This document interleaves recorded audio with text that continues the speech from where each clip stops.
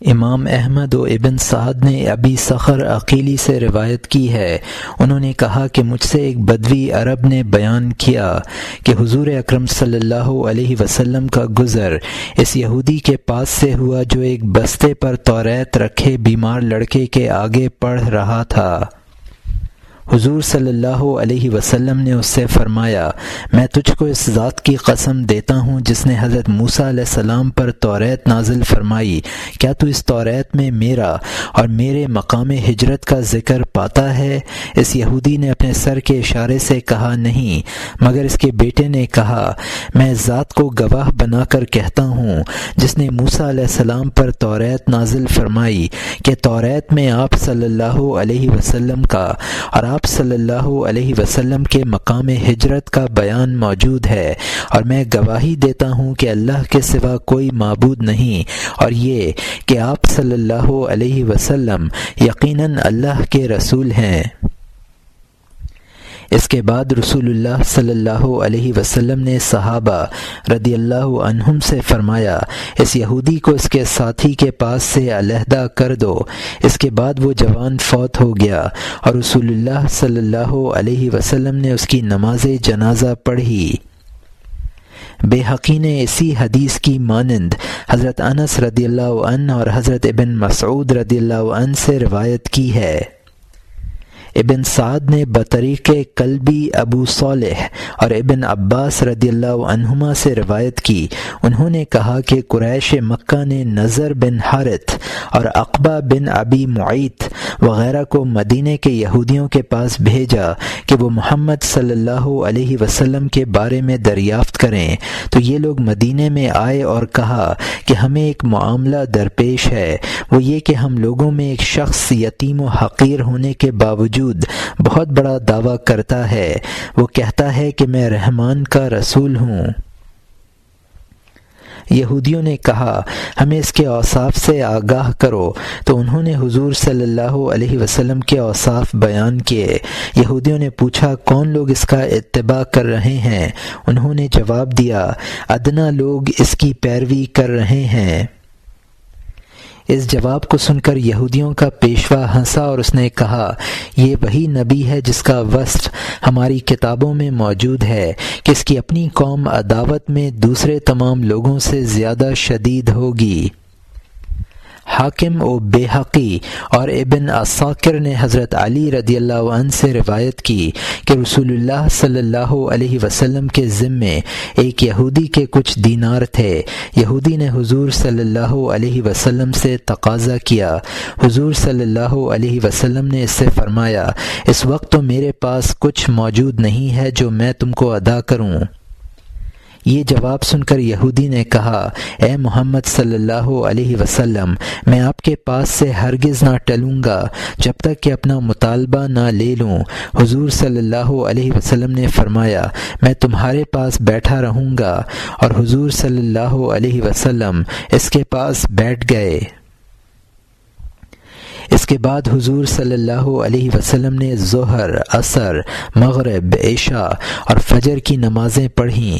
اس دوران میں حضور صلی اللہ علیہ وسلم کے صحابہ کرام اس یہودی کو دھمکاتے رہے۔ پھر صحابہ نے حضور صلی اللہ علیہ وسلم سے عرض کیا، یا رسول اللہ صلی اللہ علیہ وسلم، کیا یہ یہودی آپ کو یوں ہی روکے رکھے گا؟ حضور صلی اللہ علیہ وسلم نے فرمایا، مجھ کو میرے رب نے معاہد اور غیر معاہد پر ظلم کرنے سے منع فرمایا ہے۔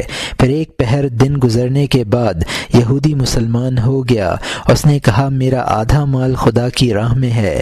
اب میں عرض کرتا ہوں کہ میرا یہ رویہ آپ صلی اللہ علیہ وسلم کے ساتھ صرف اس وجہ سے تھا کہ آپ صلی اللہ علیہ وسلم کے ان اوصاف کو جو توریت میں مذکور ہیں آزمائش کر سکوں۔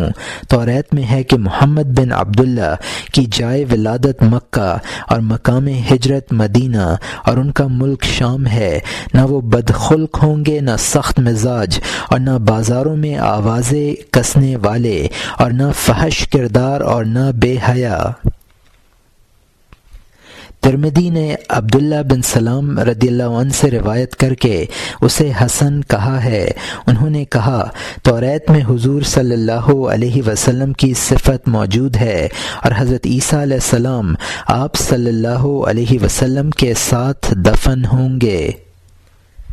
ابو شیخ نے اپنی تفسیر میں سعید بن جبیر رضی اللہ عنہ سے روایت کی۔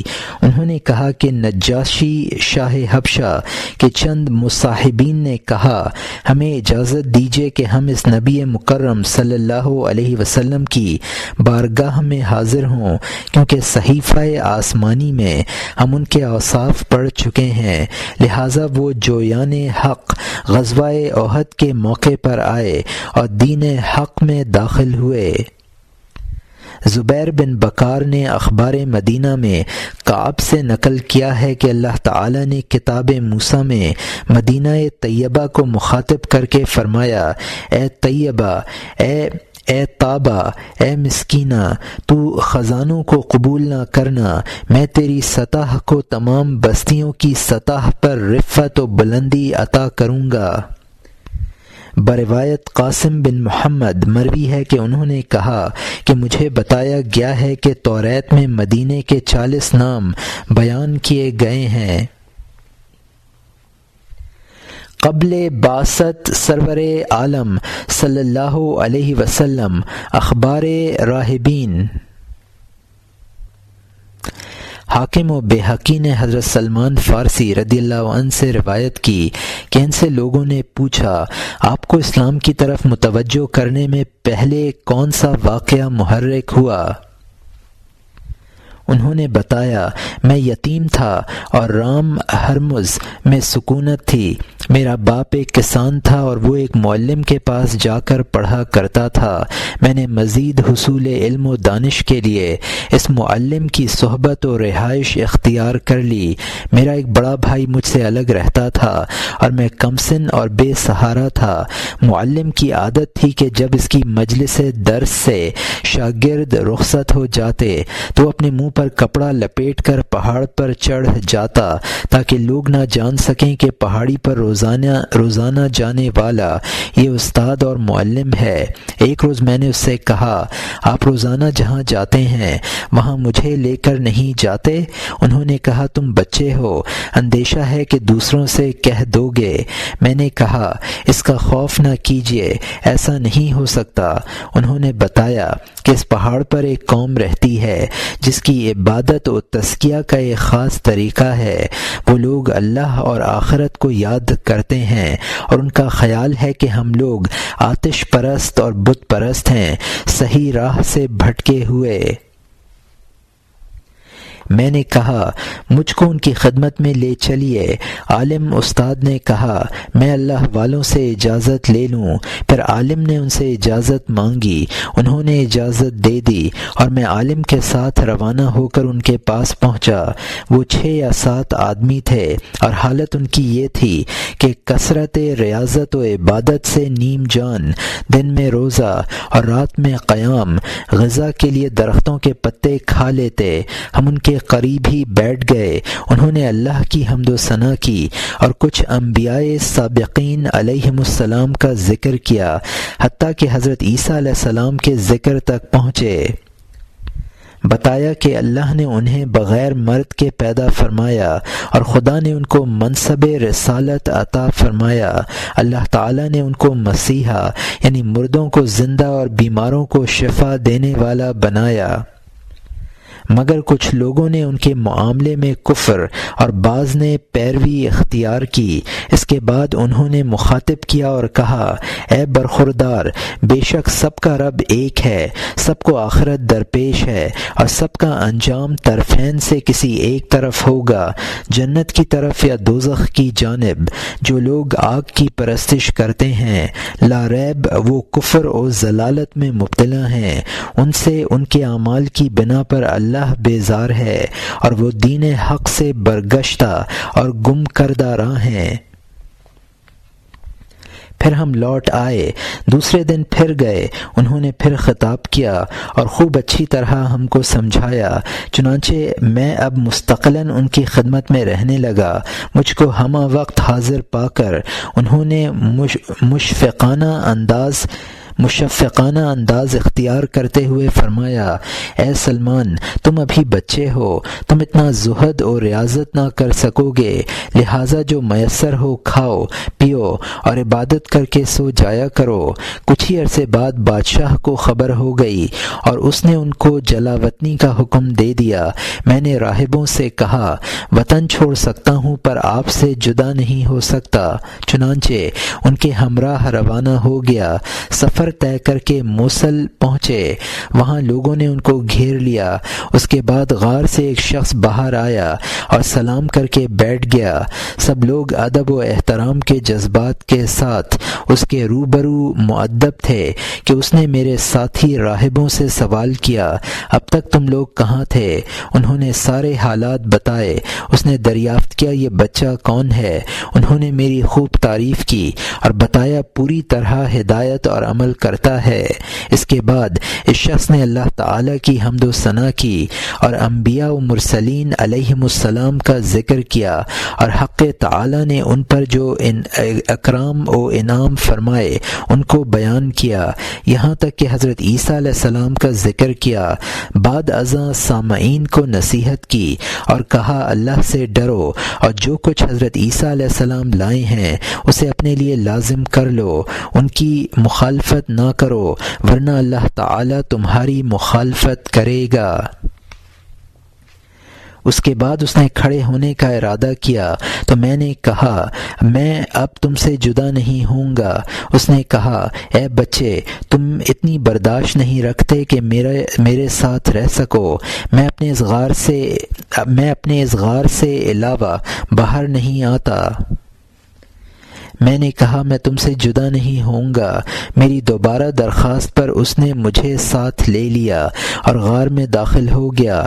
میں نے غار نشین راہب کو سوتے اور کھاتے پیتے نہیں دیکھا، وہ تمام وقت رکوع و سجود میں رہتا، یہاں تک کہ دوسرا اتوار آ گیا۔ پھر جب صبح ہوئی تو ہم نکلے، لوگ اس کے گرد جمع ہو گئے۔ اس کے بعد حسب سابق اس نے لوگوں سے خطاب کیا، پھر وہ اپنے غار میں چلا گیا اور میں بھی اس کے ساتھ ہی چلا گیا۔ جب تک خدا نے چاہا میں اس کے ساتھ رہا۔ وہ ہر اتوار کو نکلتا، لوگوں کا اجتماع ہوتا، پھر وہ ان کو وعظ و نصیحت کرتا۔ ایک اتوار کو وہ نکلا اور معمول کے مطابق تقریر کر کے اس نے کہا، اے لوگو، میری عمر بہت ہو گئی ہے اور میری ہڈیاں گھل گئی ہیں، میرا وقت اخیر قریب ہے۔ ایک عرصے سے میں بیت المقدس کی حاضری کا ارادہ کر رہا ہوں، مجھے وہاں جانا ضروری ہے۔ میں نے کہا، میں تم سے جدا نہیں ہوں گا۔ چنانچہ ایک روز ہم دونوں روانہ ہو گئے، حتیٰ کہ بیت المقدس پہنچ گئے اور وہاں پہنچ کر عبادت میں مشغول ہو گیا۔ وہ مجھ سے اکثر باتیں کرتا، کبھی کہتا، اے سلمان، اللہ تعالیٰ عن قریب ایک رسول کو مبعوث فرمائے گا جس کا نام احمد ہے، وہ تہامہ سے ظاہر ہوگا۔ اور یہاں مترجم نے حاشیے میں لکھا ہے کہ جزیرہ نمائے عرب جغرافیائی تقسیم کے اعتبار سے کئی حصوں میں تقسیم تھا۔ ان میں سے ایک علاقہ تہامہ کہلاتا تھا۔ مکہ، مدینہ، طائف اور خیبر اس کے مشہور شہر تھے۔ اور یہاں حاشیہ ختم ہوتا ہے۔ اس کی نشانی یہ ہے کہ وہ ہدیہ قبول کرے گا مگر صدقہ نہیں کھائے گا۔ دونوں شانوں کے درمیان مہر نبوت ہوگی۔ یاد رکھو، اس کا ظہور بہت نزدیک ہے، لیکن میں بہت ہی معمر اور ضعیف ہو گیا ہوں، اس لیے خیال ہے کہ اس عہد سعادت کو نہ پا سکوں گا۔ تم اگر پاؤ تو ان کی تصدیق کرنا اور اتباع کرنا۔ میں نے سوال کیا، اگر وہ اس دین کو جس کی تعلیم و تربیت آپ نے مجھے دی ہے ترک کرنے کا حکم دے؟ اس نے کہا، ہاں، اگر وہ تمہیں اس کا بھی حکم دے۔ اس کے بعد وہ بیت المقدس کے عبادت خانے سے باہر آیا۔ اس کے دروازے پر ایک مجبور و لاچار شخص بیٹھا تھا۔ راہب نے اس سے کہا مجھے اپنا ہاتھ دے۔ پھر اس نے ہاتھ پکڑ کر کہا قم بسم اللہ، یعنی اللہ کے نام سے کھڑا ہو جا۔ تو وہ کھڑا ہو گیا گویا کہ اسے رسیوں سے باندھ رکھا ہو۔ پھر اس نے اس کا ہاتھ چھوڑ دیا اور وہ تیزی سے آگے بڑھ گیا، ہر طرف سے بے پرواہ اور کسی طرف توجہ کیے بغیر آگے بڑھتا گیا۔ اس معذور و لاچار شخص نے مجھ سے کہا اے لڑکے مجھ پر میرے کپڑے ڈال دے تاکہ میں چلا جاؤں۔ میں نے اس پر کپڑے ڈال دیے۔ اس کے بعد میں تلاش راہب میں اس کے نقوش قدم پر روانہ ہوا۔ جب بھی میں لوگوں سے اس کے بارے میں پوچھتا وہ جواب دیتے کہ تیرے آگے جا رہا ہے۔ ایک مقام پر بنی قلب کے سوار مجھے ملے۔ میں نے راہب کے بارے میں ان سے پوچھا۔ انہوں نے میرے طرز گفتگو سے جو بھی سمجھا ہو بہرحال ایک اونٹ پر اپنے پیچھے مجھے بٹھا لیا اور اپنے علاقے میں لے آئے۔ پھر ایک انصاری خاتون نے مجھے خرید لیا اور اپنے باغ کی نگہداشت پر مقرر کر دیا۔ اس کے بعد رسول اللہ صلی اللہ علیہ وسلم مدینہ طیبہ میں رونق افروز ہوئے۔ اس کی خبر جب مجھے ہوئی تو میں نے باغ سے کچھ کھجوریں لیں اور بارگاہ نبوت میں حاضر ہو گیا۔ بہت لوگ موجود تھے۔ میں نے کھجوریں حضور صلی اللہ علیہ وسلم کے سامنے رکھ دیں۔ آپ صلی اللہ علیہ وسلم نے فرمایا یہ کیسی ہیں؟ میں نے عرض کیا صدقہ ہے۔ آپ صلی اللہ علیہ وسلم نے حاضرین سے کہا کھاؤ، مگر خود نہ کھایا۔ کچھ دیر وہاں قیام کے بعد میں آیا اور میں نے باغ سے پھر کھجوریں لیں اور رسول اللہ صلی اللہ علیہ وسلم کی خدمت اقدس میں پہنچا۔ اصحاب رسول موجود تھے۔ میں نے وہ کھجوریں جن کو ساتھ لے کر گیا تھا حضور صلی اللہ علیہ وسلم کے سامنے رکھ دیں۔ حضور صلی اللہ علیہ وسلم نے فرمایا یہ کیسی ہیں؟ میں نے عرض کیا یہ ہدیہ ہے۔ بس حضور صلی اللہ علیہ وسلم نے بھی بسم اللہ پڑھ کر کھایا اور صحابہ رضی اللہ عنہم نے بھی۔ آپ صلی اللہ علیہ وسلم کے طرز عمل کو دیکھ کر میں نے اپنے دل میں کہا کہ یہ نبی موعود کی نشانیوں میں سے ہے۔ اس کے بعد حضور صلی اللہ علیہ وسلم کی جانب راست و چپ اور پھر پشت مبارک کی طرف گیا۔ آپ میرا مطلب سمجھ گئے۔ جسم پر سے کپڑا ہٹایا تو مہر نبوت شانوں کے درمیان موجود تھی۔ میں آ کر حضور صلی اللہ علیہ وسلم کے پاس بیٹھ گیا اور صدق دل کے ساتھ کہا اشہد ان لا الہ الا اللہ وانک رسول اللہ۔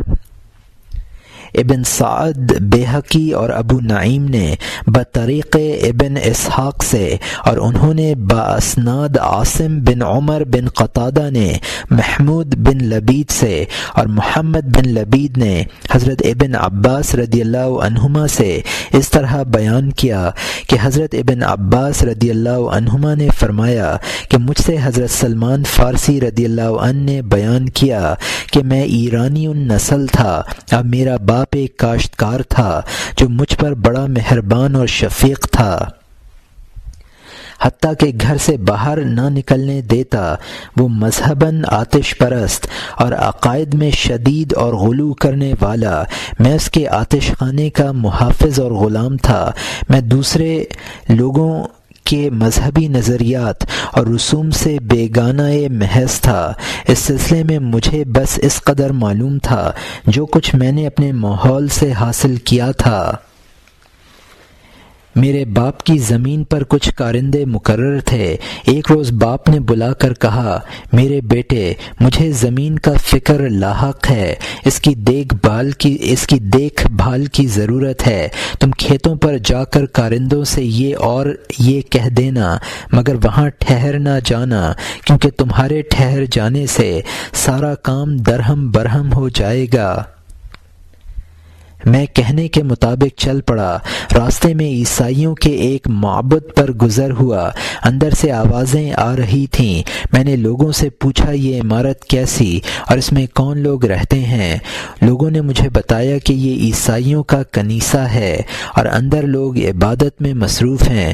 مجھے ان کا یہ طرز عبادت دیکھ کر اس قدر حیرانی ہوئی کہ میں ان کے پاس ہی بیٹھا رہا۔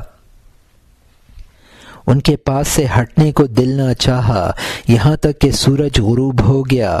میں رات کے وقت جب گھر واپس آیا تو لوگ مجھے تلاش کرنے روانہ ہو چکے تھے۔ مجھے دیکھ کر والد نے کہا تم کہاں رہ گئے تھے؟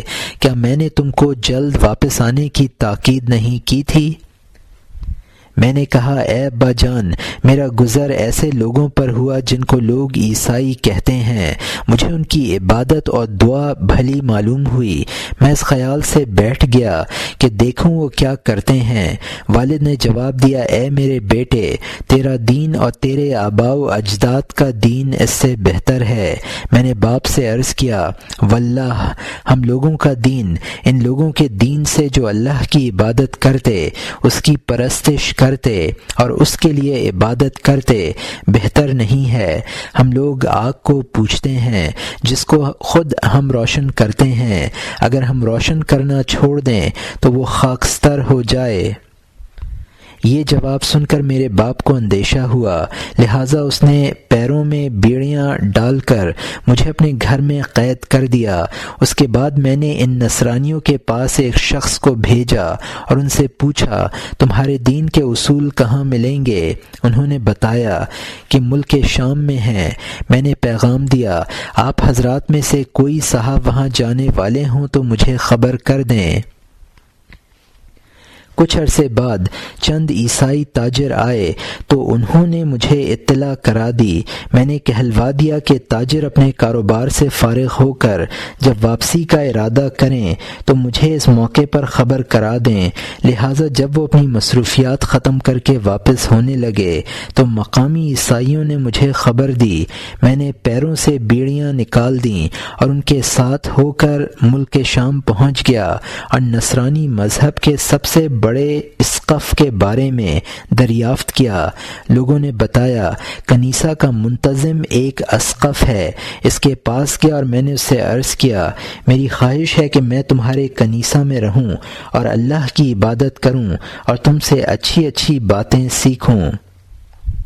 اس نے اجازت دے دی اور میں اس کے پاس رہنے لگا۔ وہ ایک برا آدمی تھا۔ میں نے دیکھا وہ لوگوں کو صدقات کی تلقین کرتا۔ جب لوگ صدقات لے کر اس کے پاس آتے تو وہ خزانے میں رکھ دیتا اور جن مسکینوں کے نام پر وہ یہ حاصل کیے تھا انہیں محروم رکھتا۔ مجھے یہ صورتحال دیکھ کر اسے نفرت ہو گئی، مگر وہ زیادہ عرصے زندہ نہ رہا اور مر گیا۔ جب لوگ اس کے دفن کے لیے آئے تو میں نے ان سے کہا یہ بدتینت شخص تھا، تم لوگوں کو تو صدقہ کرنے کا حکم دیتا تھا اور اس کے لیے تمہیں شوق دلاتا تھا، اور جب تم صدقات اکٹھے کر کے اس کے پاس لاتے تھے تو یہ ان کو جمع کر لیتا تھا اور غربا و مساکین کو کچھ نہ دیتا تھا۔ لوگوں نے کہا اس کا ثبوت کیا ہے؟ میں نے کہا میں ابھی اس کا اندوختہ نکال کر آپ کے روبرو رکھتا ہوں۔ انہوں نے کہا اچھا لاؤ۔ میں گیا اور 7 مٹکے سونے اور چاندی سے لبریز ان کے سامنے لا کر رکھ دیے۔ جب لوگوں نے یہ دیکھا تو کہنے لگے ہم اسے ہرگز دفن نہ کریں گے۔ اس کے بعد انہوں نے سولی پر لٹکایا اور سنگسار کر دیا۔ اس کے بعد وہ ایک اور شخص کو لے کر آئے جو ان کے خیال میں ایک قابل اور ایماندار شخص تھا اور اس کے منصب پر مقرر کر دیا۔ میں نے کبھی آج تک نہ اپنوں نہ غیروں میں غرض کسی شخص کو اس شخص کی طرح زاہد و شب زندہ دار نہیں دیکھا تھا۔ اس کے رات دن عبادت میں گزرتے تھے۔ میں نہیں جانتا کہ کبھی میں نے اس سے بھی زیادہ کسی سے محبت کی ہو۔ بہرحال میں اس کے ساتھ رہا یہاں تک کہ اس کی وفات کا وقت آ گیا۔ اس وقت میں نے ان سے کہا، اے جناب، اب آپ کا وقت آخر ہے، اور جو امر الہی میں ہے اسے آپ دیکھ رہے ہیں۔ قسم سے کہتا ہوں کہ میرے لیے آپ سے زیادہ کوئی محبوب نہ تھا۔ برائے مہربانی مجھے کچھ حکم دیجیے اور کسی کی طرف میری رہنمائی کیجیے۔ اس نے کہا، اے بیٹے، میں اور تو کسی کو نہیں جانتا، البتہ ایک شخص موصل ہے، تم اس کے پاس چلے جاؤ، یقیناً تم اس کو میری طرح پاؤ گے۔ پھر جب وہ فوت ہو گیا تو میں موصل پہنچا اور اس شخص کے پاس گیا۔ میں نے اس کی ریاضت و عبادت اور ترک دنیا اور زہد میں اسی طرح پایا۔ میں نے اس عابد کو بتایا کہ شام کے اسقف نے مرتے وقت مجھ کو آپ کی خدمت میں حاضر ہونے کی وصیت کی ہے، لہٰذا میں آپ کے پاس حاضر ہوا ہوں اور آپ کا فیض صحبت حاصل کرنا چاہتا ہوں۔ اس نے کہا، اے بیٹے، شوق سے رہو۔ میں مقیم ہو گیا یہاں تک کہ اس کی وفات کا وقت بھی قریب آ گیا۔ میں نے اس سے کہا، میں وصیت کے مطابق آپ کے پاس آیا تھا، اب آپ کی حالت بھی حکم خداوندی کے انتظار میں ہے، لہٰذا آپ کسی کی طرف میری رہنمائی فرما دیں۔ اس نے کہا، اے بیٹے، خدا کی قسم میں نہیں جانتا، البتہ صرف ایک شخص نصیبین میں ہے، وہ ہمارے ہی دین و مسلک پر ہے، تم اس کے پاس چلے جاؤ، امید ہے کہ تم اس کی صحبت میں رہ کر اپنا مقصد ضرور حاصل کر لو گے۔ اس کو دفن کرنے کے بعد میں نصیبین میں شخص کے پاس پہنچا اور بتایا کہ فلاں نے فلاں کی طرف رہنمائی کی تھی اور انہوں نے اب آپ کے پاس بھیجا ہے۔ تو اس نے کہا، اے صاحبزادے تم رہو۔ پھر میں اس کے پاس سابقہ طور پر شب و روز رہنے لگا یہاں تک کہ اس کی وفات کا وقت بھی نزدیک پہنچا۔ میں نے اس سے کہا، اب آپ کے لیے بھی خدا کا حکم آ گیا ہے، آپ محسوس کر رہے ہیں فلاں شخص نے مجھے فلاں کے پاس جانے کا مشورہ دیا اور پھر اس نے آپ کی خدمت میں بھیجا، اب آپ کس طرف رہنمائی کرتے ہیں، میں کہاں جاؤں؟ اس نے جواب دیا، اے برخوردار، میں کسی بھی ایسے شخص کو نہیں جانتا جو ہمارے طریقے پر ہو، مگر روم میں شہر عموریہ کے اندر ایک شخص ہے، تم اس کے پاس جا سکتے ہو، یقیناً تم اس کو اسی طریقے و مسلک پر پاؤ گے جس پر ہم ہیں۔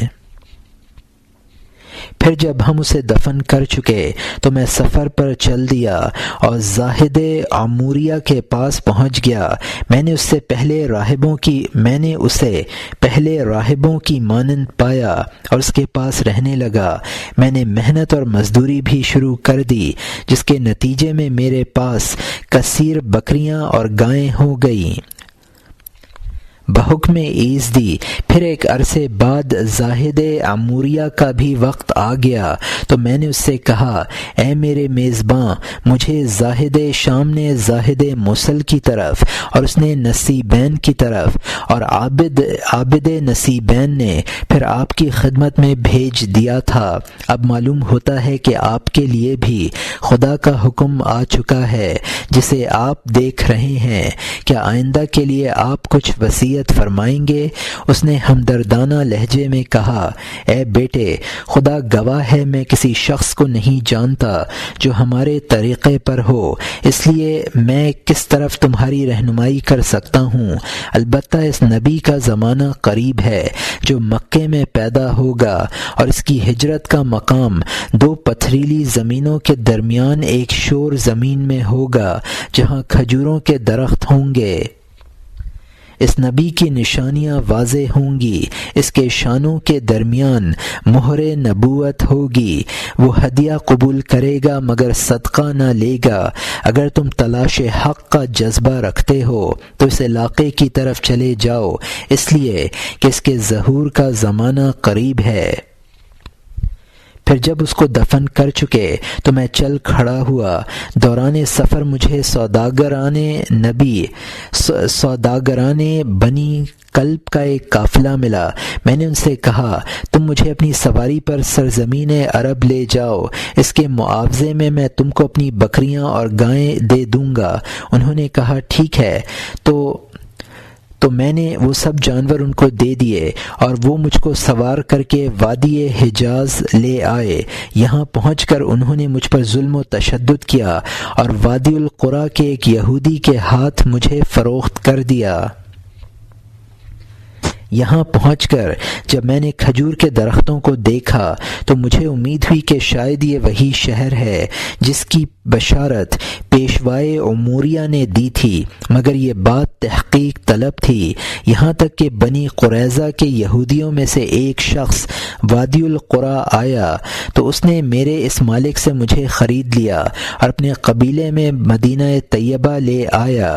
میں نے شہر کو دیکھتے ہی پہچان لیا اور اپنے یہودی آقا کے ساتھ زندگی بسر کرنے لگا، اور رسول اللہ صلی اللہ علیہ وسلم مکے میں نبوت کا اعلان فرما چکے تھے۔ وہ لوگ حضور صلی اللہ علیہ وسلم کے بارے میں کچھ نہ بتاتے تھے اور میں اس طرح غلامی میں زندگی گزار رہا تھا کہ رسول اللہ صلی اللہ علیہ وسلم قبا تشریف لائے اور میں اپنے آقا کے باغ میں کام کر رہا تھا کہ یہودی آقا کا عم زاد بھائی آیا اور کہا اے فلاں، اللہ تعالی بنی قیلہ کو ہلاک کرے۔ یہ سارے لوگ اس وقت قبا میں مکے کے مسافر کے پاس جمع ہو رہے ہیں جو آج ہی آیا ہے۔ ان لوگوں کو وہم ہوا ہے کہ وہ اللہ کا نبی ہے۔ یہ سنتے ہی میرے جسم پر لرزش طاری ہو گئی، جس کی وجہ سے مجھے گمان ہوا کہ اپنے قریب کھڑے ہوئے مالک پر گر پڑوں گا۔ میں اوپر سے یہ کہتا ہوا نیچے اتر آیا، یہ ایک عجیب خبر ہے جسے میں سن رہا ہوں۔ مالک نے میری یہ حالت دیکھ کر ایک تماچا میرے رسید کیا اور کہا کام سے کام رکھ۔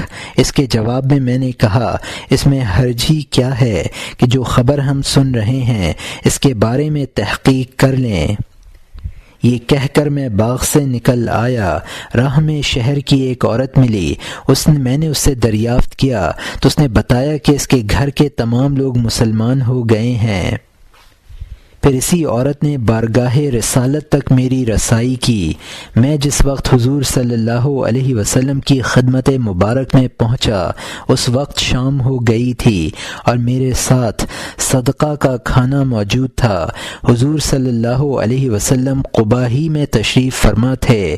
میں نے عرض کیا مجھے معلوم ہوا ہے کہ آپ صلی اللہ علیہ وسلم ایک مرد صالح ہیں اور آپ صلی اللہ علیہ وسلم کے ساتھ کچھ غریب صحابہ رضی اللہ عنہم ہیں۔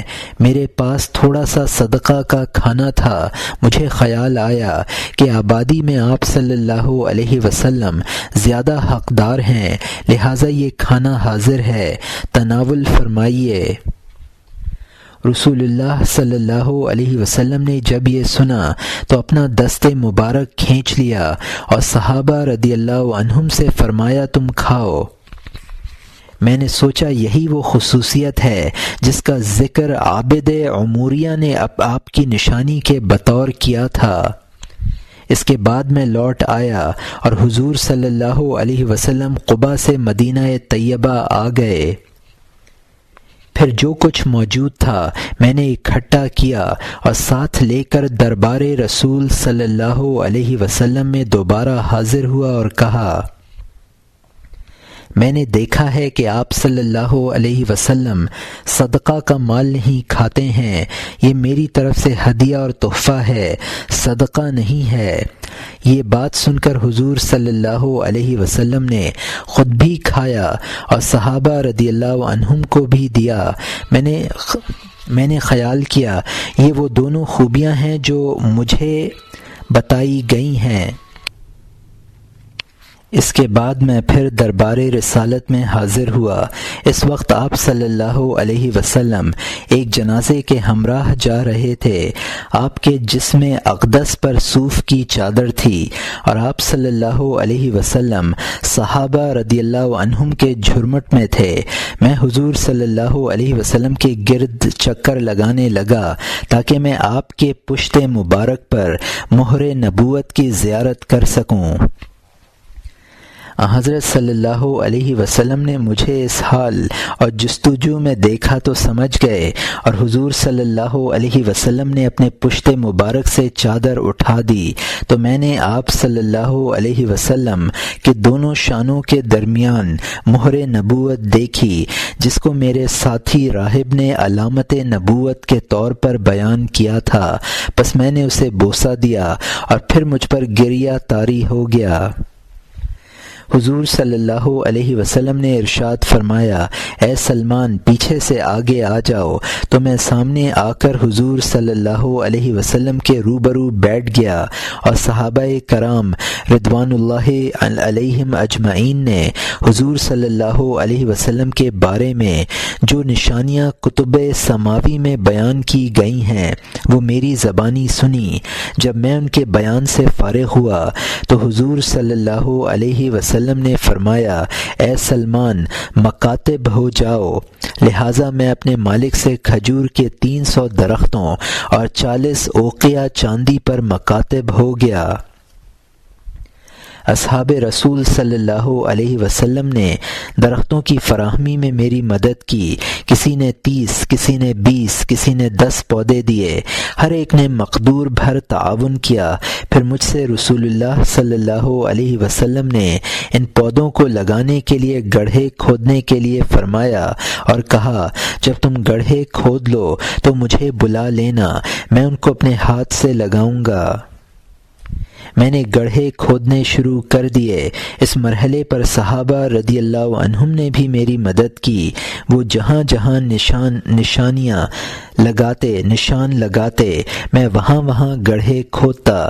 جب کھدائی کا یہ کام ہو گیا تو رسول اللہ صلی اللہ علیہ وسلم تشریف لائے، چنانچہ ہم حضور صلی اللہ علیہ وسلم کو پودے اٹھا کر دیتے اور حضور صلی اللہ علیہ وسلم اپنے دست مبارک سے ان کو لگاتے اور مٹی کو درست کرتے۔ قسم ہے اس ذات کی جس نے حضور صلی اللہ علیہ وسلم کو حق کے ساتھ مبعوث فرمایا، کوئی ایک پودا بھی تو خشک نہیں ہوا۔ اب میرے ذمے درہم رہ گئے تھے تو ایک شخص کسی کان سے انڈے کے برابر سونے کی ڈلی لایا۔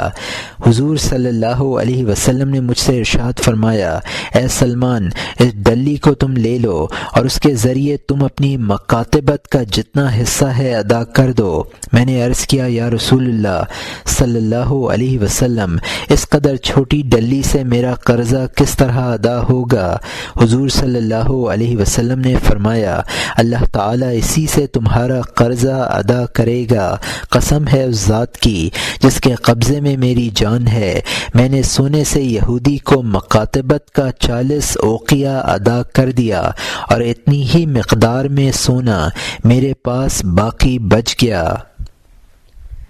یہاں مترجم نے حاشیے میں لکھا ہے کہ مکاتب وہ غلام ہے جو اپنے آقا کی رضامندی سے رقم میں آزادی متعین کر لے، پھر اس کو ادا کر کے آزاد ہو جائے، اور اوقیہ 40 درم کا وزن ہے۔ اور یہاں حاشیہ ختم ہوتا ہے۔ ابو نعیم نے بطریق ابی سلمہ بن عبد الرحمن حضرت سلمان فارسی رضی اللہ عنہ سے نقل کیا کہ انہوں نے فرمایا کہ میں رام ہرمز میں پیدا ہوا، ہم عمر بچوں کے ساتھ بستی میں جانا ہوتا۔ اس بستی کے قریب ایک پہاڑ ہے جس میں ایک غار تھا۔ ایک روز میں تنہا اس طرف چلا گیا، اتفاقاً اس جگہ ایک دراز قد آدمی اونی لباس اور بالوں سے بنی چپل پہنے دکھائی دیا۔ پھر اس نے مجھے اپنے پاس بلانے کے لیے اشارہ کیا۔ جب میں اس کے پاس گیا تو اس نے کہا، اے فرزند، تم حضرت عیسیٰ ابن مریم کو جانتے ہو؟ میں نے جواب دیا، میں نہیں جانتا اور نہ میں نے یہ نام سنا ہے۔ اس نے کہا، وہ اللہ کے رسول ہیں، اس لیے جو شخص حضرت عیسیٰ علیہ السلام پر ایمان لائے گا اس کا مطلب یہ ہوگا کہ وہ ان کو اللہ کی طرف پیغامبر سمجھتا ہے، اور جو ان قریب رسول تشریف لانے والے ہیں ان کا نام احمد ہے، اور جو ان رسول پر ایمان لائے گا تو اللہ تعالیٰ اسے دنیا کے غموں سے نجات دے کر آخرت کی راحتوں اور اس کی نعمتوں سے سرفراز فرمائے گا۔ میں نے اس اجنبی کی باتوں میں سچائی کی حلاوت اور حقیقت کا نور دیکھا جو اس کے لب گویا سے نمودار تھا۔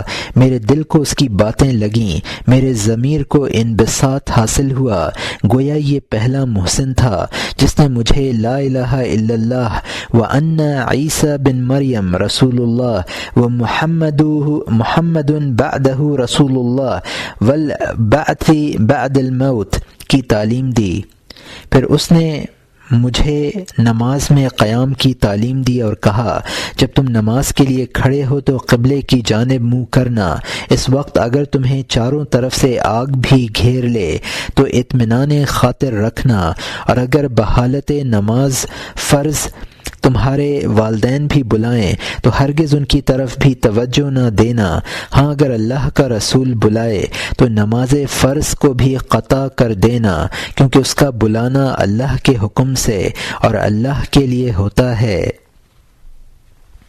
اس کے بعد اس نے کہا، اگر تم محمد بن عبداللہ صلی اللہ علیہ وسلم کو پاؤ تو تہامہ کی پہاڑی علاقے سے ظہور فرمائے گا تو اس پر ایمان لانا اور ان کے حضور میرا سلام پیش کرنا۔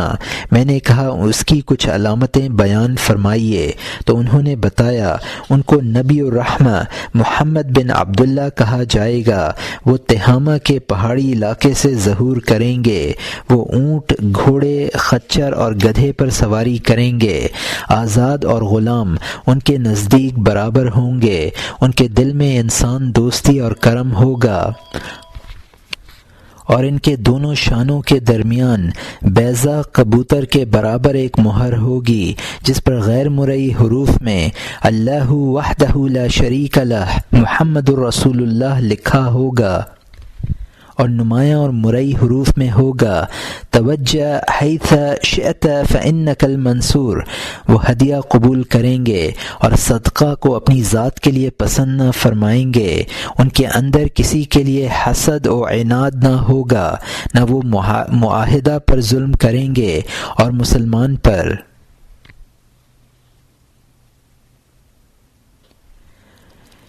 طبرانی اور ابو نعیم نے بطریق شرجیل بن السمت سلمان فارسی رضی اللہ عنہ سے روایت کی ہے، انہوں نے فرمایا، میں تلاش حق میں نکلا، اہل کتاب کے راہبوں سے ملا، وہ سب اس بات پر متفق تھے کہ یہی وہ زمانہ ہے جس میں سرزمین عرب سے ایک نبی کا ظہور ہوگا۔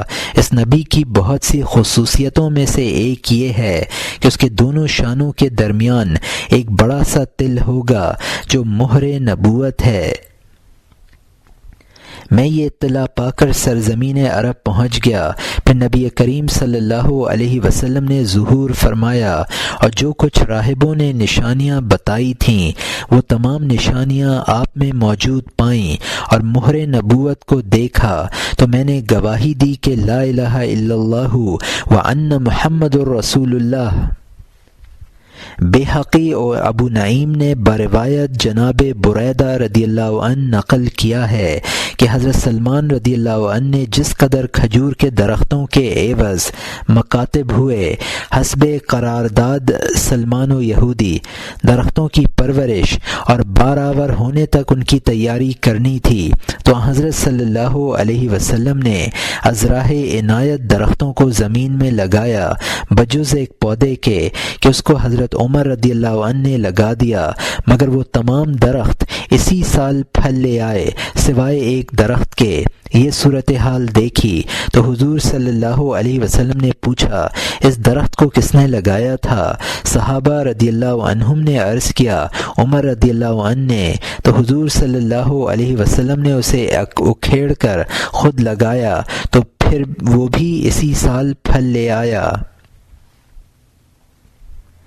یہاں مترجم نے حاشیے میں لکھا ہے کہ حضور سرور کائنات صلی اللہ علیہ وسلم کے معجزات میں سے ایک معجزہ تھا کہ آپ کے دست مبارک سے لگائے ہوئے کھجور کے پودے تناور ہو کر ایک ہی سال میں پھل لے آتے۔ اور یہاں حاشیہ ختم ہوتا ہے۔ ابو سعد و ابو نعیم نے بروایت ابو عثمان مہدی حضرت سلمان رضی اللہ عنہ سے نقل کیا کہ انہوں نے فرمایا کہ میں اپنے مالک سے کھجور کے 500 پودے لگانے پر مکاتب ہوا کہ جب وہ پھل لے آئیں تو میں باغ کے مالک کے حوالے کر دوں گا اور آزاد ہو جاؤں گا۔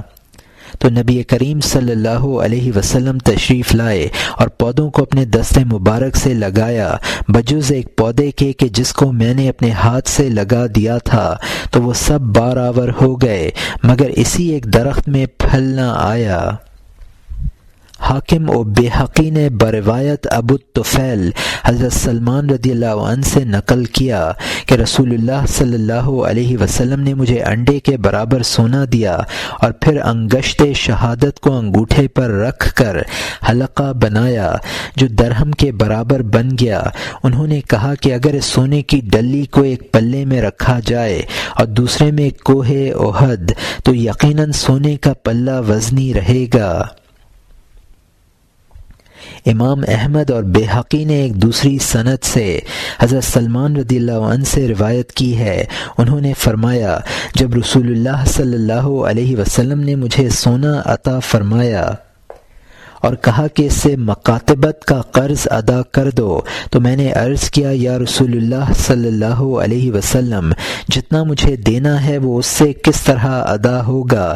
یہ سن کر آپ صلی اللہ علیہ وسلم نے اس ڈلی کو اپنے زبان مبارک پر پھرایا اور مجھے دیتے ہوئے کہا اسے لے جاؤ، اللہ تعالیٰ اس سے تمہارا قرض ادا کرا دے گا۔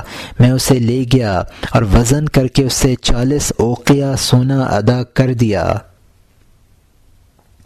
ابن اسحاق، ابن سعد، بیہقی اور ابو نعیم نے اپنی سند کے ساتھ روایت کیا ہے، انہوں نے کہا کہ مجھ سے عاصم بن عمر بن قتادہ رضی اللہ عنہ نے یہ حدیث بیان کی۔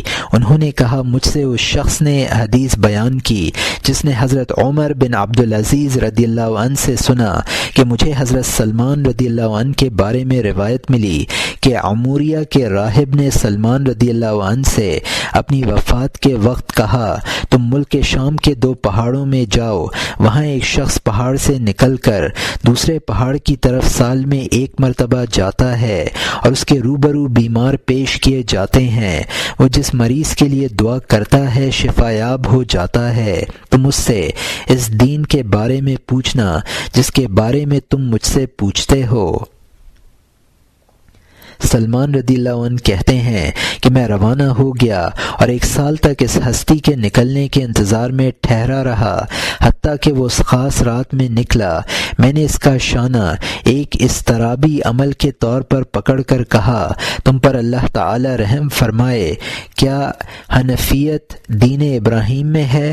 اس نے جواب دیا اس نبی صلی اللہ علیہ وسلم کے ظہور کا زمانہ تم پاؤ گے جو اس بیت اللہ سے ظہور فرما کر اس حرم میں ظاہر ہوگا اور دین حنیف کے ساتھ مبعوث ہوگا۔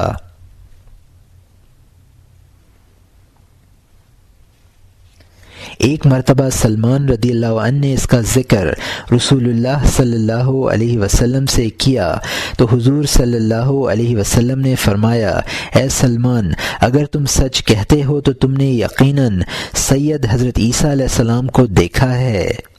حضرت سہیلی مالکی نے کہا اس حدیث کی سند مقطوع ہے لیکن اس میں ایک راوی مجہول ہے۔ ابن اسحاق اور بیہقی نے اپنی سند سے روایت کیا کہ مجھ سے عاصم بن عمر بن قتادہ نے حدیث بیان کی۔ انہوں نے کہا کہ مجھ سے ہمارے شیوخ نے کہا کہ عرب میں ہم سے زیادہ رسول اللہ صلی اللہ علیہ وسلم کی شان رفت کو جاننے والا کوئی نہیں، کیونکہ ہماری رہائش یہودیوں کے ساتھ تھی، وہ اہل کتاب تھے اور ہم صنم پرست۔ ہماری جانب سے جب ان کو کوئی گزند پہنچتی تو وہ ہماری تنبیہ کے لیے کہتے، جلد ہی ایک نبی کا ظہور ہونے والا ہے، وہ ہمارا رہنما اور سردار ہوگا، ہم تم کو عاد و ارم کی طرح قتل کریں گے۔ لیکن جب اللہ تعالی نے اس نبی موعود یعنی حضور صلی اللہ علیہ وسلم کو مبعوث فرمایا تو ہم صنم پرستوں نے مانا اور اطاعت کی، اور انہوں نے انکار کیا اور مخالفت کی۔ اللہ تعالی نے اسی بارے میں یہ آیت کریمہ نازل فرمائی، وَكَانُوا مِن قَبْلَ يَسْتَفْتِحُونَ عَلَى الَّذِينَ كَفَرُوا الآیہ۔ بیہقی اور ابو نعیم نے علی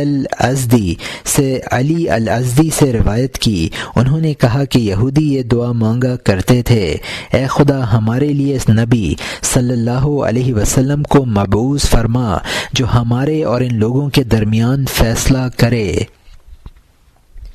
حاکم اور بیہقی نے حضرت ابن عباس رضی اللہ عنہما سے روایت کی، انہوں نے فرمایا کہ خیبر کے یہودی بنی غطفان سے دشمنی رکھتے تھے اور اہل خیبر شکست کھا جاتے تو وہ اس موقع پر ان الفاظ میں دعا کرتے، اے ہمارے خدا ہم تجھ سے اس نبی موعود کے وسیلے سے التجا کرتے ہیں جس کا نام احمد ہے، اور زمانہ آخر میں ہماری رہنمائی کے لیے جس کے ظاہر فرمانے کا وعدہ فرمایا ہے ہماری مدد کر۔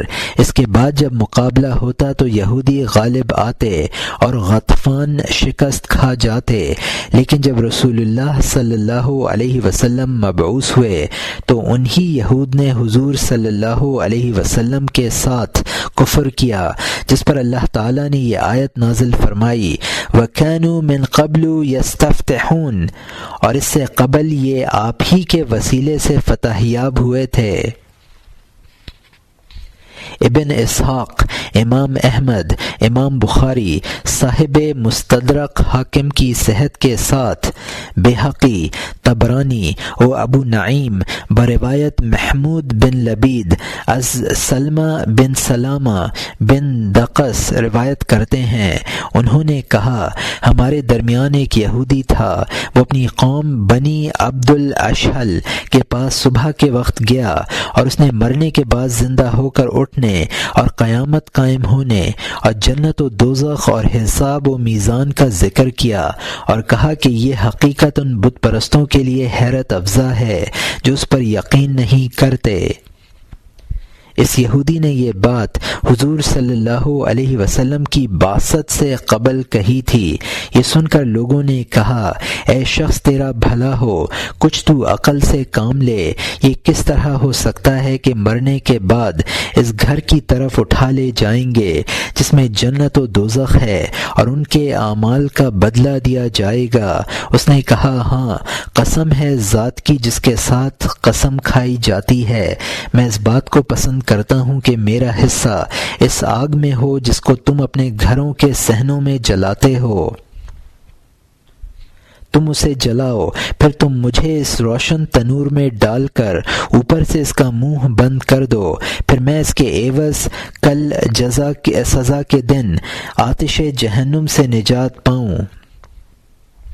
لوگوں نے پوچھا، اس قول کی صحت پر تیرے پاس کوئی دلیل ہے؟ اس نے مکہ اور یمن کی طرف اشارہ کرتے ہوئے کہا، اس علاقے میں ایک نبی مبعوث ہوگا۔ لوگوں نے پوچھا، تیرے خیال میں وہ نبی کب مبعوث ہوگا؟ اس پر اس نے میری طرف دیکھا، میں اس وقت اپنے قبیلے کے لوگوں میں سب سے کم عمر تھا، بس اس نے میری طرف اشارہ کر کے کہا، اگر اس نے اپنی عمر کو پورا کیا تو یہ اس نبی صلی اللہ علیہ وسلم کے زمانے کو پائے گا۔ اس کے بعد زیادہ عرصہ نہیں گزرا کہ اللہ تعالیٰ نے اپنے رسول صلی اللہ علیہ وسلم کو مبعوث فرمایا اور وہ یہودی ہمارے سامنے زندہ تھا۔ بحمدللہ ہم نے حضور صلی اللہ علیہ وسلم کی تصدیق کی اور ہم آپ صلی اللہ علیہ وسلم پر ایمان لائے، اور وہ یہودی بغاوت و حسد کا رویہ اختیار کرنے کے بعد انکار کرتا رہا، اور جب ہم نے اس سے کہا کیا تو وہ شخص نہیں ہے جو حضور صلی اللہ علیہ وسلم کے بارے میں یہ اور یہ پیش گوئیاں ہم لوگوں سے کرتا تھا، اس نے جواب دیا یہ وہ نبی نہیں ہے۔ بیہقی، طبرانی، ابو نعیم اور خرائطی نے حواتف میں خلیفہ بن عبدہ سے نقل کیا، انہوں نے کہا میں نے محمد بن عدی بن ربیعہ سے پوچھا زمانہ جاہلیت میں تمہارے باپ نے تمہارا نام محمد کیسے رکھا؟ انہوں نے جواب دیا میں نے بھی اپنے والد سے یہی سوال کیا تھا تو میرے والد نے بتایا تھا کہ ہم بنو تمیم کے 4 آدمی تھے، ایک میں دوسرے سفیان بن مجاشع بن دارم، تیسرے یزید بن عمر بن ربیعہ اور چوتھے اسامہ بن مالک خندف۔ ہم چاروں سفر پر روانہ ہوئے، جب ہم ملک شام پہنچے تو ایک تالاب پر جہاں سایہ دار درخت بھی تھے اترے تو کچھ دیر بعد ایک شخص ہمارے پاس آیا اور اس نے کہا تم کون لوگ ہو؟ ہم نے جواب دیا ہم قبیلہ مضر کے لوگ ہیں۔ ہمارا جواب سن کر اس نے کہا آگاہ ہو جاؤ، ان قریب تم لوگوں میں ایک نبی مبعوث ہوگا، لہذا بلا تاخیر اپنے علاقے کو لوٹ جاؤ اور اس سے اپنا حصہ حاصل کرو اور ہدایت یاب بنو، کیونکہ وہ خاتم النبیین یعنی آخری نبی ہے۔ ہم نے پوچھا اس کا کیا نام ہے؟ بتایا کہ اس کا نام محمد صلی اللہ علیہ وسلم ہے۔ سفر سے جب ہم واپس ہوئے تو ہم میں سے ہر ایک کے یہاں لڑکا پیدا ہوا اور 4 نومولود بچوں کا نام محمد رکھا۔ ابن سعد نے سعید بن مسیب سے روایت کی، انہوں نے کہا کہ اہل عرب، اہل کتاب اور کاہنوں سے سنا کرتے تھے کہ عرب میں ایک نبی مبعوث ہوگا جس کا نام محمد صلی اللہ علیہ وسلم ہوگا، تو اہل عرب میں سے جس نے یہ بات سنی اس نے طمع نبوت کے سبب اپنے بچے کا نام محمد رکھ لیا۔ بیہقی نے مروان بن الحکم کی سند سے امیر معاویہ بن ابی سفیان رضی اللہ عنہ سے نقل کیا، انہوں نے کہا مجھ سے ابو سفیان بن الحرب نے حدیث بیان کی کہ میں اور امیہ بن الصلت شام کی طرف روانہ ہوئے تو دوران سفر ہمارا گزر اس بستی سے ہوا جس کے باشندے نصارہ تھے۔ جب ان کی نظر امیہ پر پڑی تو اس کا استقبال اور پذیرائی کی اور ساتھ لے جانے کی درخواست کی۔ امیہ نے مجھ سے کہا اے ابو سفیان میرے ہمراہ تم بھی چلو، کیونکہ تم ایک ایسے شخص کے پاس جاؤ گے جو علوم نصرانیت کا علامہ اور بڑا فاضل ہے۔ میں نے کہا میں تمہارے ساتھ نہیں جا سکتا، تو امیہ چلا گیا۔ پھر واپس آ کر اس نے کہا جو بات میں تم سے کہوں گا کیا تم اسے پوشیدہ رکھو گے؟ میں نے کہا ہاں۔ اس نے کہا مجھ سے ایک شخص نے جو علم توریت کا سب سے بڑا محقق ہے ایک اہم بات کہی ہے، وہ یہ کہ بلا شبہ ایک نبی مبعوث ہو گیا ہے۔ میں نے اپنے دل میں خیال کیا کہ شاید وہ میں ہی ہوں، مگر اس نے بتایا کہ وہ تم میں سے نہیں ہے بلکہ وہ اہل مکہ میں سے ہے۔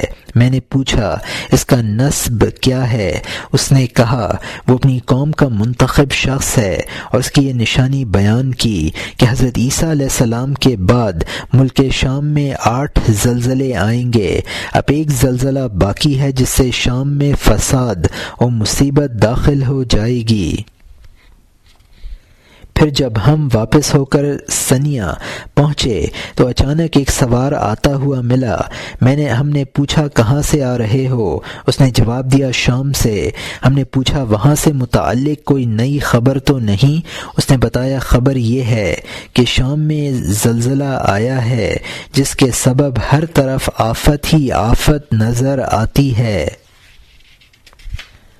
ابو نعیم رحمۃ اللہ علیہ اور کعب رحمۃ اللہ علیہ اور وہب بن منبہ سے روایت کی کہ بخت نصر نے بہت بڑا خواب دیکھا جس کے ڈر سے وہ لرز اٹھا، مگر بیدار ہونے کے بعد خواب کو بھول گیا۔ اس نے کاہنوں اور جادوگروں کو بلایا اور اثرات خواب کو بیان کیا اور تعبیر چاہی۔ انہوں نے کہا کہ خواب بیان کرو۔ بخت نصر نے کہا خواب تو یاد نہیں رہا۔ انہوں نے کہا جب تک خواب ہمارے سامنے نہ ہو تعبیر کہاں سے ہوگی؟ پھر اس نے حضرت دانیال علیہ السلام نبی کو بلایا اور سارے حالات بیان کیے۔ انہوں نے فرمایا اے بخت نصر، تم نے خواب میں بہت بڑے بت کو دیکھا ہے جس کے پاؤں زمین میں ہیں اور سر آسمان میں۔ اس کے اوپر کا حصہ سونے کا ہے اور درمیانی حصہ چاندی کا، اور اس کا نچلا دھڑ تانبے کا ہے اور اس کی پنڈلیاں لوہے کی، اور اس کے پاؤں کھنکھناتی مٹی کے ہیں۔ اس دوران کہ تم اس کو دیکھ کر اس کے حسن و جمال اور کاریگری پر حیرت کر رہے تھے، اللہ تعالی نے آسمان سے پتھر پھینکا جو اس کے سر کے وسط پر گرا اور وہ از سر تاپا ریزہ ریزہ ہو گیا، حتیٰ کہ اس کا سونا، چاندی، تانبا، لوہا اور مٹی اس طرح آمیختہ ہو گئے، اور تم نے خیال کیا کہ اگر روئے زمین کے تمام جن و انس مل کر بھی اس کے مخلوط اور آمیختہ اجزاء یا ذرات کو علیحدہ علیحدہ کرنا چاہیں تو عاجز رہیں اور اس بات پر قادر نہ ہوں کہ ان کو الگ کر دیں، اور تم کو اس بات کا خطرہ درپیش تھا اور تم ڈر رہے تھے کہ اگر ہوا چلے گی تو اسے اڑا لے جائے گی، اور تم نے اس پتھر کو دیکھا جو اس پر مارا گیا تھا اور وہ بڑھتا پھیلتا اور ہماگیر ہوتا جا رہا تھا یہاں تک کہ اس نے تمام روئے زمین کو گھیر لیا۔ اس وقت تمہیں اس پتھر اور آسمان کے سوا کچھ بھی نظر نہیں آ رہا تھا۔ بخت نصر نے کہا آپ نے سچ فرمایا، میں نے یہی خواب دیکھا ہے، تو اب اس کی تعبیر کیا ہے؟ پیغمبر دانیال نے جواب دیا بت تو وہ مختلف امتیں ہیں جو ابتدا، وسط اور آخر زمانوں سے متعلق ہیں، اور وہ پتھر جس سے اس بت کو پاش پاش کیا گیا ہے وہ اللہ کا دین ہے جس کے ذریعے آخر زمانے میں تمام امتوں کو ختم کیا جائے گا تاکہ اللہ تعالی اس دین کو تمام ادیان پر غالب فرما دے۔ اس کے لیے اللہ تعالی عرب سے نبی امی کو مبعوث فرمائے گا اور اس کے ذریعے ساری امتوں اور تمام دینوں کو منسوخ کرے گا، جیسا کہ تم نے خواب میں دیکھا کہ سنگے گراں نے بت کے ہر حصے کو پامال کر دیا ہے، اور وہ دین تمام ادیان پر غالب ہوگا جس طرح کہ تم نے پتھر کو تمام روئے زمین پر غالب اور پوری فضا پر محیط دیکھا ہے۔ ابن عساکر نے تاریخ دمشق میں عیسیٰ بن داب سے نقل کیا، انہوں نے کہا کہ حضرت ابو بکر صدیق رضی اللہ عنہ نے فرمایا ہم صحن کعبہ میں بیٹھے ہوئے تھے اور زید بن عمر بن طفیل بھی بیٹھا تھا، اتنے میں امیہ بن ابی الصلت گزرا، اس نے کہا خبردار ہو جاؤ، جس نبی کا ہم انتظار کر رہے تھے وہ یا تو تم میں سے ہوگا یا فلسطین والوں میں سے۔ حضرت صدیق رضی اللہ عنہ فرماتے ہیں کہ میں نے اس سے پہلے کسی نبی کے انتظار کے بارے میں کچھ نہیں سنا تھا کہ وہ ظہور فرمانے یا مبعوث ہونے والا ہے۔ اس کے بعد وہ ورقہ بن نوفل کے پاس گیا اور ان سے تمام واقعہ بیان کیا۔ انہوں نے کہا ہاں اے بھتیجے، اہل کتاب اور علماء نے خبر دی ہے کہ نبی منتظر عرب کے بزرگ ترین خاندان میں پیدا ہوگا، میں اس کے نسب سے واقف ہوں۔ میں نے کہا اے چچا، وہ نبی کیا تعلیم کرے گا؟ ورقہ نے کہا ان کی تعلیم وہی ہوگا جس کی ہدایت ان کو ہوگی، نہ وہ خود ظلم کرے گا نہ ظالموں کو برداشت کرے گا۔ حضرت صدیق اکبر رضی اللہ عنہ نے فرمایا پھر جب رسول اللہ صلی اللہ علیہ وسلم نے ظہور فرمایا تو میں ان پر ایمان لایا اور تصدیق کی۔